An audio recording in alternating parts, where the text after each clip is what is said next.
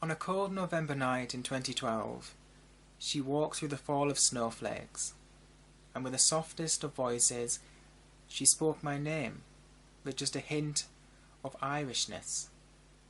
I looked up from the game I was playing on my mobile phone, and it hit me. She was an Irish rose. So, that was a brief introduction as to my first meeting with a girl we'll call Irish Rose. Side note, I nicknamed her that in real life. Anyway, in 2012, I knew of a girl that I fell in love with. She was petite and had one of the most beautiful smiles I think I've ever seen. But more than that, there was a fire within her that belied her soft and unassuming exterior. There was one moment where she spoke so powerfully and forcefully about protecting her cousin that I couldn't help but give her respect and admiration. Irish Rose and I would meet at a sign at the corner of her street before we would walk to the local seafront to watch the waves under the winter moonlight. And we did this for a few months. We would laugh and talk.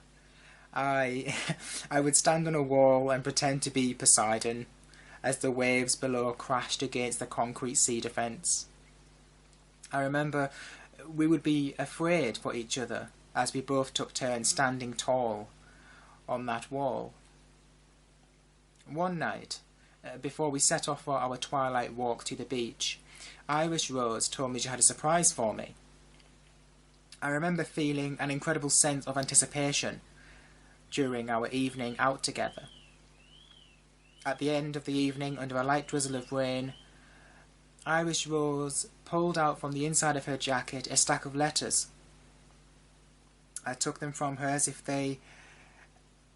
well, yes, as if they were a newborn baby. Special, vulnerable. I quickly shielded them from the rain inside my own jacket, said my goodbyes to Irish Rose. Until next time. And I ran.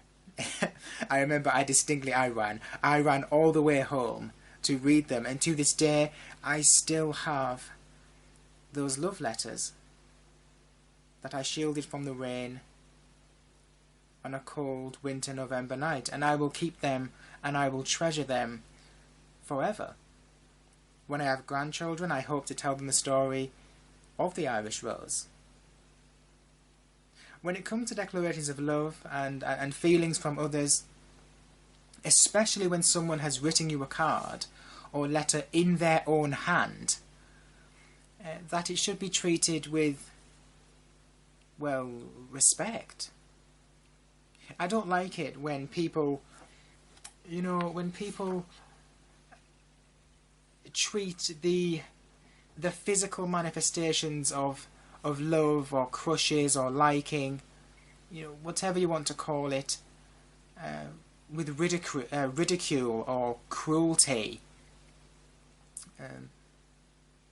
even publicity. Just telling people about it. Oh, look at this! They've gave me X, Y, Z. Yeah, I don't like that. Treating people's declarations of love for you as if it's a joke. No, I don't like that at all. So with that, that's the story of my love letters. Again, short and sweet. Do you have any love letters? If so, how did you obtain yours? Mine was rather cold and wet. Perhaps yours was warmer? Who knows? Thank you for listening. And that was my mother. Sorry. Again, thank you for listening.